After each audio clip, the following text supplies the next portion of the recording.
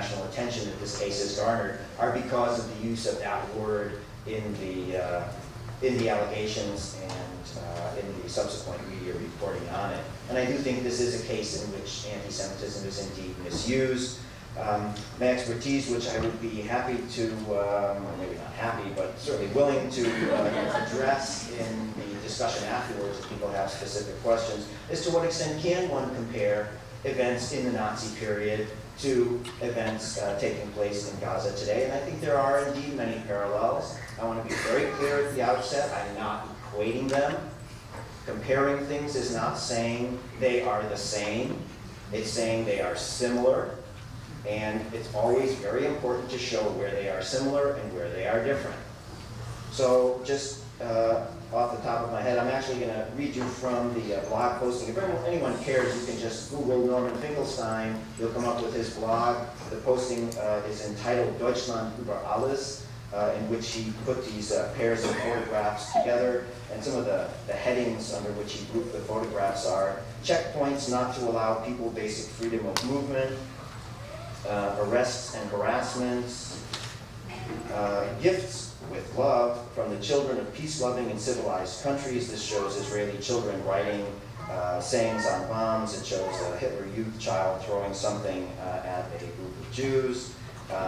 Then he has a somewhat longer statement. It's the only really long, substantial text in the entire blog posting where he writes, "The classic propaganda machine, you will find the picture in black and white," that's the left column of pictures, "in all American and some other Western countries' history books, encyclopedias, libraries, museums, that depicts a young Jewish boy with his hands up while Nazi troops point their guns at him and his family in order to expel them from their homes."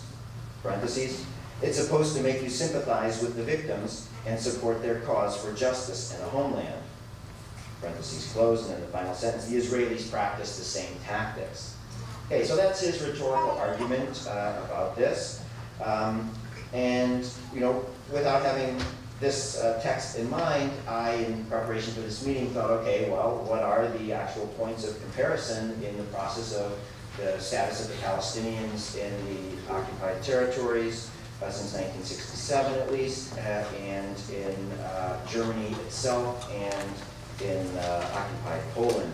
There are revocation of rights of citizenship, passive and active voting rights, protections under the law, the right to due process, right to own property, freedom of movement, forced relocation, use of walls to isolate people, creating colonies of settlement in areas formerly inhabited by the persecuted minority, one-sided media dissemination of distorted or fabricated pronouncements by members of the threatened group to instill fear and hatred, a militarily advanced state that felt threatened by larger neighboring states, the use of open as well as institutional violence to marginalize, the use of euphemisms to conceal details of treatment.